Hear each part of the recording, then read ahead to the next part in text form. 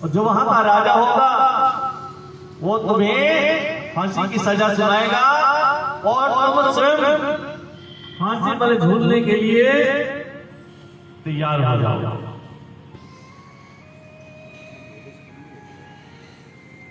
इतने में ही पंडित जी उस गांव से वापस हो लिया।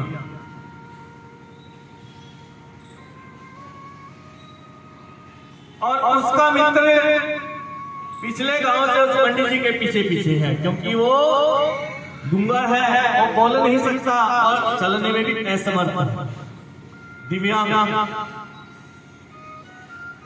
और बहुत दौड़ रहा है अपने मित्र से मिलने के लिए।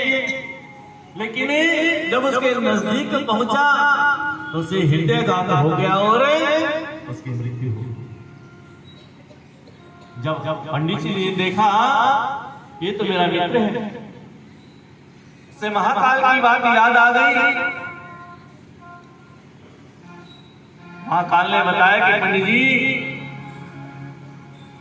तुम्हारा मित्र पिछले गांव से तुम्हारे पीछे पीछे चल रहा था, लेकिन ये बोल नहीं सकता था, ये चलने में असमर्थ है, दिव्यांग है। मैंने कहा था ना कि तुम अपने मित्र की मृत्यु का कारण बनोगे, क्योंकि काल को तुम नहीं रोक सकते, चाहकर भी तुम अनहोनी को नहीं रोक सकते, वो तो होगी ही नहीं।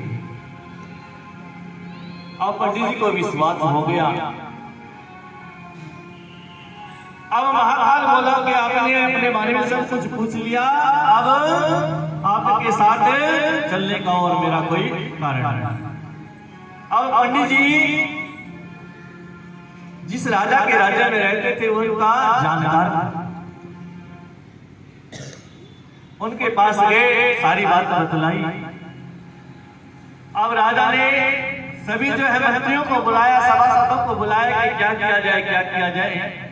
तो सभी मंत्रियों ने सलाह दी कि महाराज पंडित जी को महल में ही रखा जाए, जब ये महल से बाहर जाएंगे ही नहीं तो ये दूसरे राज्य में कैसे पहुंच जाएंगे, इनकी मृत्यु ही नहीं। पंडित जी को एक बड़ा अच्छा महल में कमरा दिया गया, मखमल का गद्दा, और जितने भी सेवक थे राजा के, जितने भी पहरेदार थे, सबको बता दिया कि पंडित जी कहीं भी आ जा सकते हैं, लेकिन पंडित जी से कोई नहीं मिल सकता बाहर आ गया। पंडित जी कहीं भी आ जा सकते हैं, क्योंकि पंडित जी ये ना माने कि मैं बिल्कुल कैद में कर लिया गया। और लेकिन पंडित जी को अपने बारे में यही नहीं पता था कि उसे नींद में चलने की बीमारी है।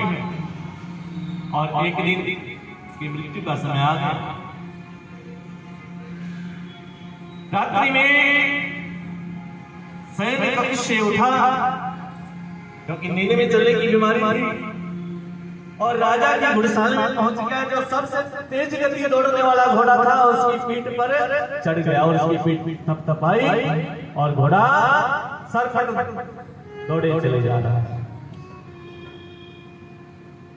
पहरेदारों ने रोका नहीं, क्योंकि राजा का आदेश था, और दूसरे राज्य की सीमा में प्रवेश करके वहां भी पहरेदारों ने नहीं रोका। न जाने क्या कारण था, क्यों नहीं रोका। घोड़े से उतरा नींद में और राजा के महल में जाकर के जहां राजा रानी सो रहे थे उनके बगल में जाकर के सो। महाराज जब प्रातः काल हुआ, जब राजा ने देखा कि हमारे बिस्तर के ऊपर तीसरा कौन,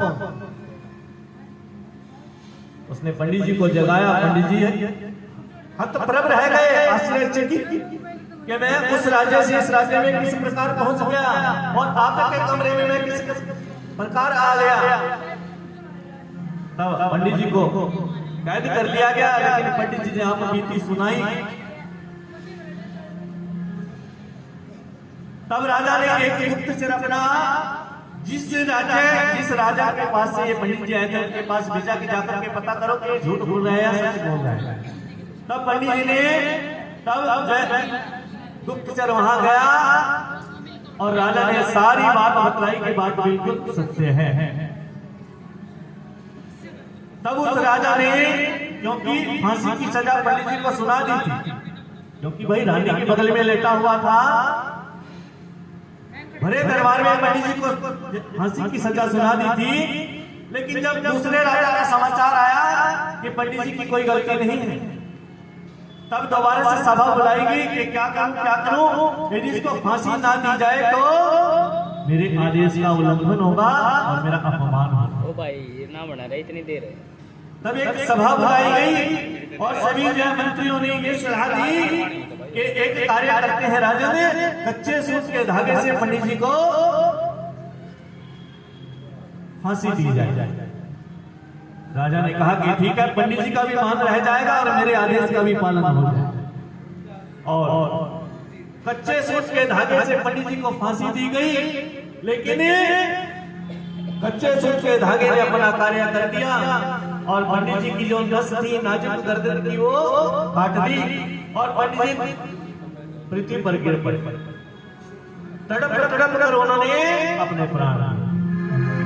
कैसे बोली श्री हरि नारायण भगवान की जय। तो भाई होनी तो होकर के रहेगी।